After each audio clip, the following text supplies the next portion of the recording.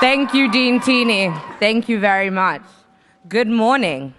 My name is Zusi Inegbeniki, and it is truly an honor to speak before Dean Valentini, President Bollinger, our acclaimed keynote speaker, Tom Kitt, faculty, alumni, family, and friends who have shaped the class that I am so proud to represent, class of 2022.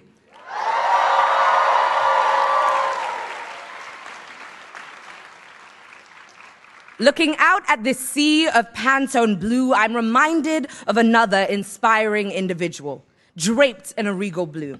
I'm reminded of a strong, independent woman, an important international icon, Dory. Yeah, from Finding Nemo.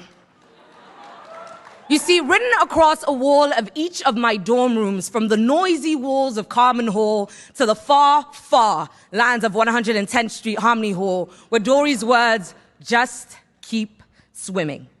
Those three words gave me the strength that I needed to push on throughout my time here. I'd like to tell you a bit about my journey. As a young girl, I told people that one day I would be the first Black female president of the United States. But as you can probably tell by now, I'm not American. I'm British Nigerian. So legally, I could not actually become the first Black female president of the United States. And when this news was broken to my 6-year-old self, I was heartbroken. But I decided I needed to swim on. I needed a more practical dream. I would dream of somehow convincing my African mother to let me travel halfway across the world, get a scholarship to no other institution but Columbia University,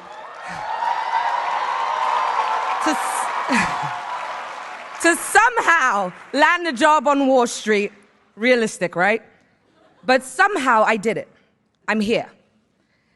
Let me take you back to the new student orientation program. August 27, 2018 in Roon Auditorium. I was thrown into the deep end listening to a critical analysis of the Iliad.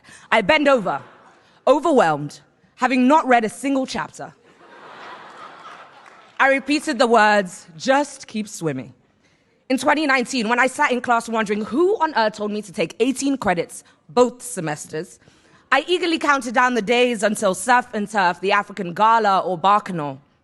But to my surprise, it wasn't the 18 credits, but my hearing issues that posed the greatest obstacle to my education. Still, I reminded myself to just keep swimming. March 2020, my spring break and birthday plans were rudely interrupted by what seemed like the world as we knew it crumbling around us. I reminded myself to just keep swimming.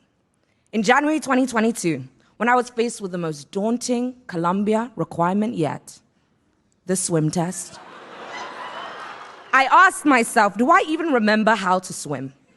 And can I make it across an Olympic-sized pool? But I brushed away those doubts and said, no matter how rough it gets, I've quite literally got to keep swimming to the other end. Class of 2022, congratulations. Not just for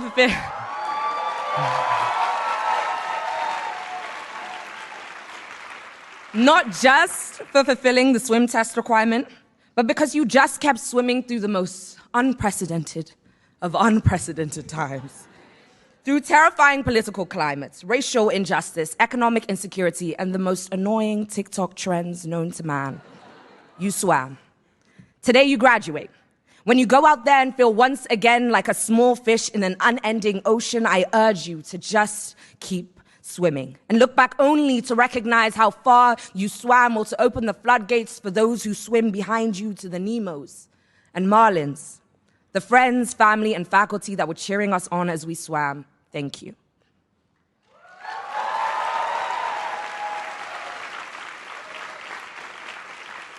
I know I would not be here today without my mother and my family, without Ijoya and my campus organizations, without my sorors or my friendship group.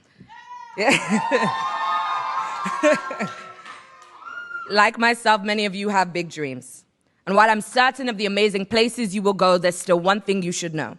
When times get hard, when you're up at 2 a.m. in that investment bank, traveling with that consulting firm, or researching how to end world hunger, remember your Columbia journey.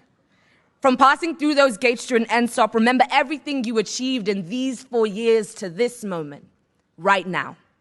Let the voice of that little fish remind you that you are strong, that you can, and you will. if you just keep swimming. Thank you, and congratulations to the class of 2022.